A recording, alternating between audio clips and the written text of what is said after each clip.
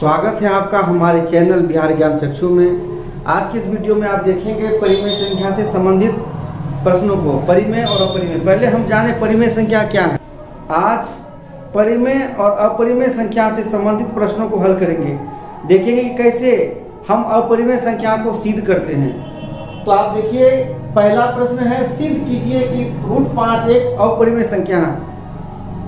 √5 एक अपरिमेय संख्या है, हमको ये सिद्ध करना है। तो सबसे पहले आप जाने कि अपरिमेय संख्या किसे है और परिमेय संख्या किसे कहते हैं। तो साथियों, आप जानते हैं कि जिस संख्या को हम p/q के रूप में लिख सके वो परिमेय है, जहाँ p और q दोनों पूर्णांक है और q का मान 0 नहीं होगा।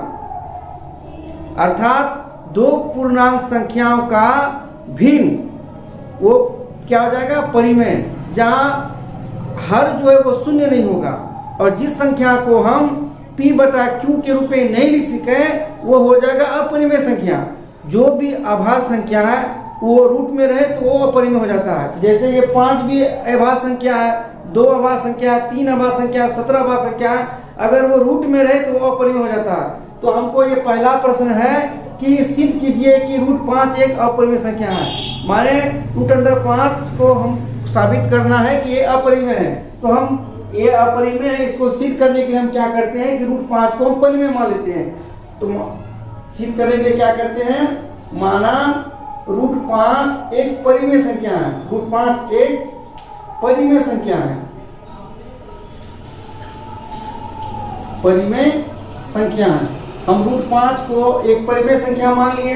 अब देखिए, इसलिए जब √5 परिमेय संख्या है तो √5 क्या आ जाएगा, इसको हम भिन्न के रूप में लिख सकते हैं। तो ये क्या हो जाएगा, हम मान लेते हैं a अंश है और b जो है वो हर है। इसको हम भिन्न के रूप में लिख लिए, जिसमें a क्या है, अंश है, और b क्या है, हर है, और दोनों पूर्णांक है। दोनों का उभयनिष्ठ गुणनखंड 1 होगा। 1 के अतिरिक्त a और b किसी अंश से विभाजित नहीं होता है। तो आप देखिए, हम क्या करेंगे, दोनों तरफ वर्ग करेंगे। दोनों तरफ वर्ग करने पर, स्क्वायरिंग बोथ साइड, वर्ग करने पर हम क्या करते हैं कि बराबर के बाएं साइड और दाएं साइड दोनों तरफ हम वर्ग कर देंगे। जब इसको वर्ग करेंगे ये हो जाएगा √5 का वर्ग, और बराबर के दाएं तरफ क्या है, a/b, इसका भी हम वर्ग कर दिए। इधर भी वर्ग कर दिए, इधर भी वर्ग कर दिए, ठीक है। तो √5 का वर्ग क्या हो जाएगा, 5, और ये जो है क्या हो जाएगा, a का स्क्वायर बटा b का स्क्वायर। अब हम इधर लिखते हैं। अब देखिए, तो हम अब क्या लिख सकते हैं, ये 20 पर इधर आ जाएगा, क्या हो जाएगा, 5b का स्क्वायर बराबर a का स्क्वायर, अर्थात 5b² बराबर a स्क्वायर। अतः ये क्या हुआ कि ये 5 जो है a² को विभाजित करता है, 5a² को विभाजित करता है, यानी विभाजित करता है। जब करता है, जब 5a² को विभाजित करेगा तो 5a को विभाजित करेगा, 5a को भी विभाजित करेगा। आधारभूत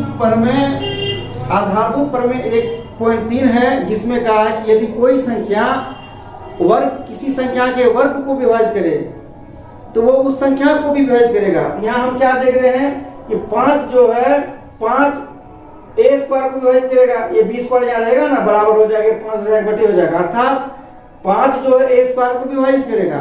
तो आधारभूत प्रमेय 1.3 के अनुसार ये 5 जो है a को विभाजित करेगा, अर्थात a का एक गुणनखंड 5 है। अब चलिए आगे, जब 5a को भी विभाजित करता है तो हम क्या करते हैं, मान लेते हैं a² को, माना a बराबर 5c, a को हम 5c मान लेते हैं। अब क्या करेंगे, a का मान यहाँ प्रतिस्थापित करेंगे, इसको हम समीकरण 1 भी मान सकते हैं। समीकरण 1 में a का मान को प्रतिस्थापित करेंगे तो यहाँ क्या हो जाएगा कि 5b² बराबर a के बदले क्या होगा, 5c, ये स्क्वायर है तो स्क्वायर हुआ। अब क्या हो जाएगा, 5b का स्क्वायर बराबर 25c का स्क्वायर। अब हम इधर लिखते हैं, देखिए हम a को हम 5c मान लिए थे। जब a को हम 5c मान लिए तो एक वर्ग a का स्क्वायर की जगह हम 5c को रखे, तो 5c का स्क्वायर हो गया, ये 25c स्क्वायर हो गया। अब क्या हो जाएगा, अब आगे देखिए ये b स्क्वायर हो जाएगा बाएं तरफ, इधर 5 आके क्या हो जाएगा, डिवाइड बटे हो जाएगा, क्या हो जाएगा 25c का स्क्वायर बटे 5। तो क्या हो गया मेरा, 25 को 5 लगा दें 5c का स्क्वायर, तो b स्क्वायर बराबर क्या हुआ 5c का स्क्वायर।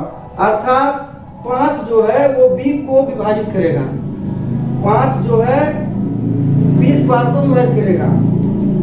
अतः क्या हो जाएगा, 5 जो है वो b स्क्वायर को विभाजित करेगा।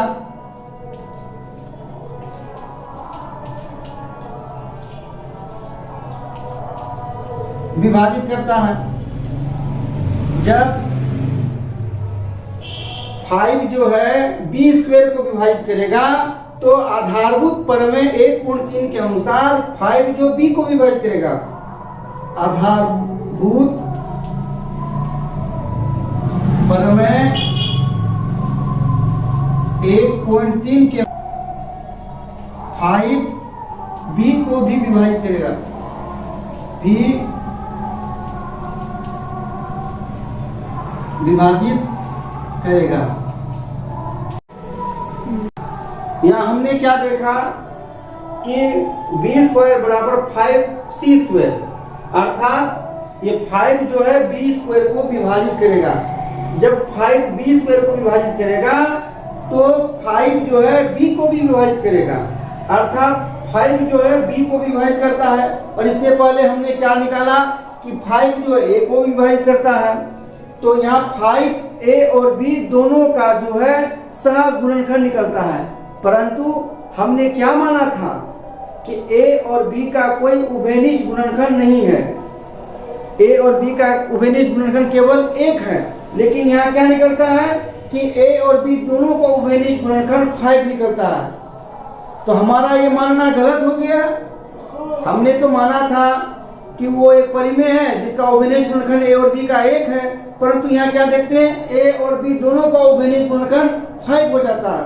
इससे ये साबित होता है कि हमारा मानना वो गलत था कि √5 एक परिमेय है। ये मानना गलत हो गया कि √5 एक परिमेय है, अर्थात वो अपरिमेय है। स्पष्ट हो गया कि 5 a तथा b दोनों का अभाज्य गुणनखंड है, परंतु हमने तो माना था कि a तथा b का सहअभाज्य गुणनखंड एक के अतिरिक्त कोई नहीं था। सहअभाज्य गुणनखंड एक के अतिरिक्त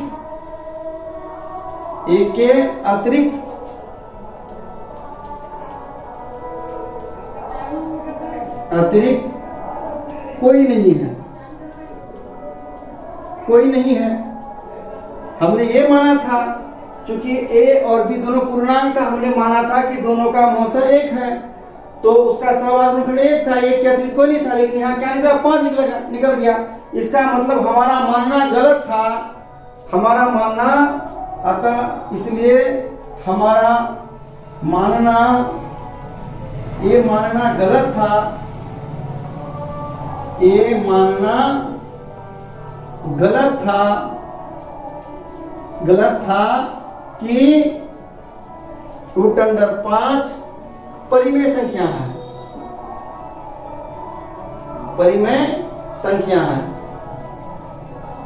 √5 को परिमेय संख्या हम मानना हमारा गलत हो गया।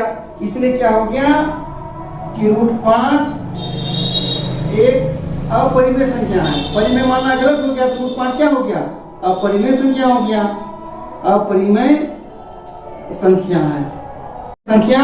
है। ये सिद्ध हो गया, प्रूफ हो गया। तो स्पष्ट हो गया, पहले हमको √5 को एक अपरिमेय संख्या के रूप में प्रूफ करना था।